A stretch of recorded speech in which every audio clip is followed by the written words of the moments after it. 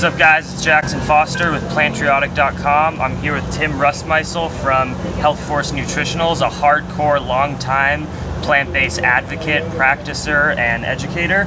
So we're going to talk to Tim about his transition through a plant-based diet, what he's doing now, and what motivates him to get the good message out. So Tim, it's awesome to be with you. Nice to meet you. Yeah, man. This is a great project you have. We're here at Shakti Fest, the yoga festival in Joshua Tree. So let's talk a little bit about how long you've been vegan, when you started, why you cared about transitioning to a plant-based diet, where were you in life, stuff like that. Okay. Yeah. It was. I'm approaching 23 years of living plant-based. It started for me in the punk scene, and I was straight edge in the straight edge hardcore scene. I started seeing this word vegan popping up everywhere. And, I asked a friend of mine one night after a show. Everyone was hanging out, and then I asked him, "What's the difference between vegetarian and vegan?" Because I wasn't even vegetarian. I was sort of healthy meat eater, like whatever, sliced turkey breast. Right.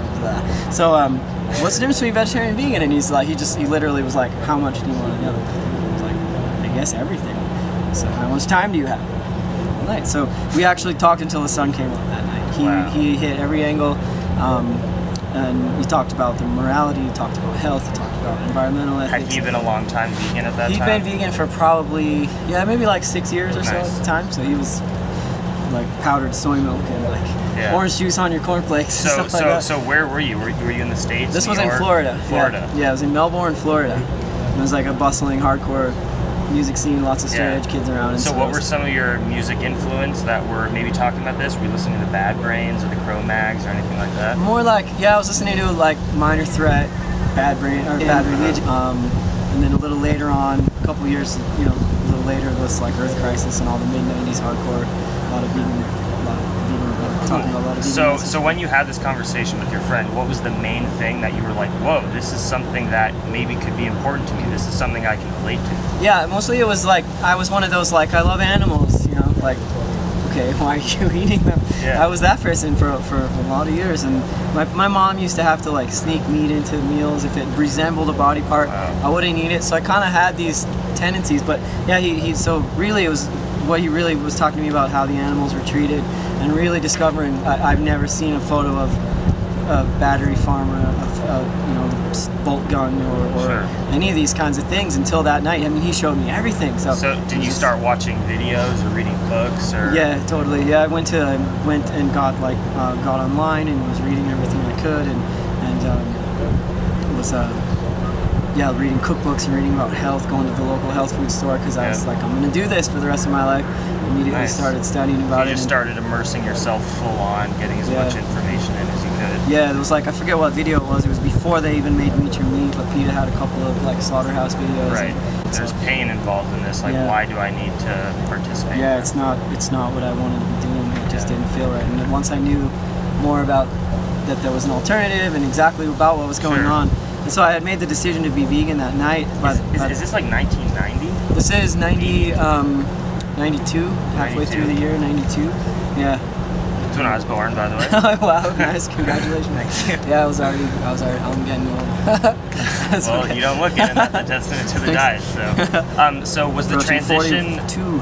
Wow, I would never guessed that.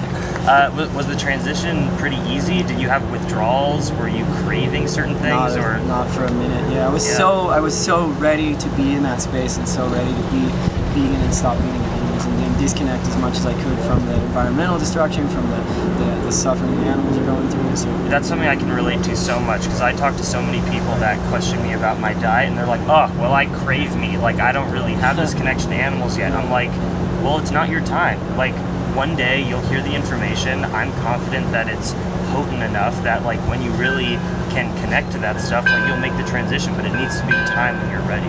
Yeah, you can't be forcing. I've never tried to push anybody. We're not trying for any more fascism on the planet. There's plenty of that shit. Yeah. So, some people are really ready to hear it, and I was ready at the time, and I made the decision to, and then like because we stayed up so late, I slept in until like past lunchtime. I got up, I had some food in the fridge. I was gonna make a regular sandwich that I was doing, and I like stopped in the middle of this mayonnaise and this sliced turkey, and I was like, this just isn't food anymore. I was that ready to switch. It was a next day type totally deal. The next morning, packed everything up, gave it to my neighbor, and then went out and started doing cornflakes and orange juice at first. So awesome. So now that it's been 20 odd years, what really motivates you and drives you now? How has your plant-based lifestyle in the beginning changed to what it is now? Yeah, my food shifted a lot, and then just my passion behind it grew, and then my activism, like actions to help people move towards the transition, as well as like confront people that are directly abusing animals. Like my ability to be involved in that has grown, so it's just expanded. Have you been involved in any specific movements over the past couple decades? Yeah, I've definitely been. I did a lot of support in Southern California on the SHAC campaign, like against Huntington Life Sciences. Right now, I'm still involved in the UCLA vivisection campaign. I've had a few years back, I was on restraining orders and everything against use. I couldn't go near UCLA because I decided I was. And that's with crazy. Science animal testing? Yeah, this is supposedly like medical research testing. They do. They're doing addiction studies. They're doing brain mapping. These vision studies. Like all of it is stuff. There's tons of data on, and exactly. And if anyone wants to hear more about that, you should read Peter Singer's book, Animal Liberation. It's a classic book written in the 70s on animal cruelty and animal ethics. So I'm sure you're a huge fan of that book. Peter Singer's got written a lot of amazing words. Yeah. Currently, the campaign is Progress for Science. You can Google search that, Progress for Science, UCLA, vivisection, all this stuff will come up to you. So have you done any activism out of the country at all, or been involved with any plant-based stuff? Yeah, I've been living in Central America for the last year and a half or so, and in Costa Rica I'm working on helping volunteer with a sea turtle conservation project. I was working at a wildlife sanctuary with wild monkeys and wild rabbits and squirrels and freshwater turtles and whatever other kinds of animals came in, so I do that. There's in San Jose, capital of Costa Rica, there's a lot of anti-vivisection protesting. There's a lot of really cool groups. There's a group called FRAT there. There's a group called Viva Veg there. And there's another group that's just starting called Pura Vegan. Nice. So there's a lot of action in San Jose. Yeah. Veganism is really growing there. Wow. So I'm gonna. Because you've traveled all over the world and been able to maintain this lifestyle easily. I haven't done a ton of world traveling, but I've done lots of traveling around the States, Hawaii, and now I'm starting to do lots of world traveling. And I've never had a problem in Central America. It's super easy. Awesome. Most of the traditional food is vegan. If you go far enough back into indigenous cultures, most of the traditional food you'll find is vegan anyway. Nice. So if you're living simply and living in remote areas, that's how most people ate. Yeah, for the past thousands of years. Meat is expensive, and dairy products are. And it's hard to catch if you don't have them in a confined, concentrated animal feeding operation. Yeah. There's definitely a lot of meat eating and all that going on in Central America, but vegan lifestyle there is super easy. Yeah. So now you're here at the festival with Health Force Nutritionals. Tell me a little bit about what this company is, what kind of products you offer, how many different products you have, and the easiest way for people to access them. Yeah, Health Force has been an amazing company for me to work with for more than 11 years or so. Wow. It's an all vegan line. Everything is raw, everything is whole food. So we make bottles of different powdered mixes. We make some herbal blends. We do probiotics. We do also lots of cleansing products, and they're available in health food stores pretty much everywhere now in the country, and it's going worldwide. And you can also get it online. Nice. We have a website. There's also all kinds of raw distributors who sell it online. So do you consider the company a medicinal company, or is it to treat disease, or just to get some more energy, to stay healthy, or do you have a wide range of pretty products? Much all of the above. Yeah. It's like general health through the oldest knowledge there is, which is whole food. So bringing your body into balance. Like there's a lot of companies making claims about like superhuman health and get into really we just need normal, because normal for us is amazing, and we get normal. Algaes and we achieve normal through real foods, and so a lot of our stuff is all but the government classifies it as food, even though we sell it in vitamin departments. Oh wow. So it's really cool, and the company's just been amazing for me, a great chance to help. Like, it just connects with everything. We're really adamant about talking about plant-based diet. We are on the front lines against GMOs infiltrating our food source, or getting them back out. They haven't infiltrated it, but fortunately we couldn't make that happen in California last year, but it'll happen eventually. But Vermont just became the first state with mandatory GMO labeling. That's awesome. We were a major sponsor to that campaign. Nice. I was really happy to be a part of that.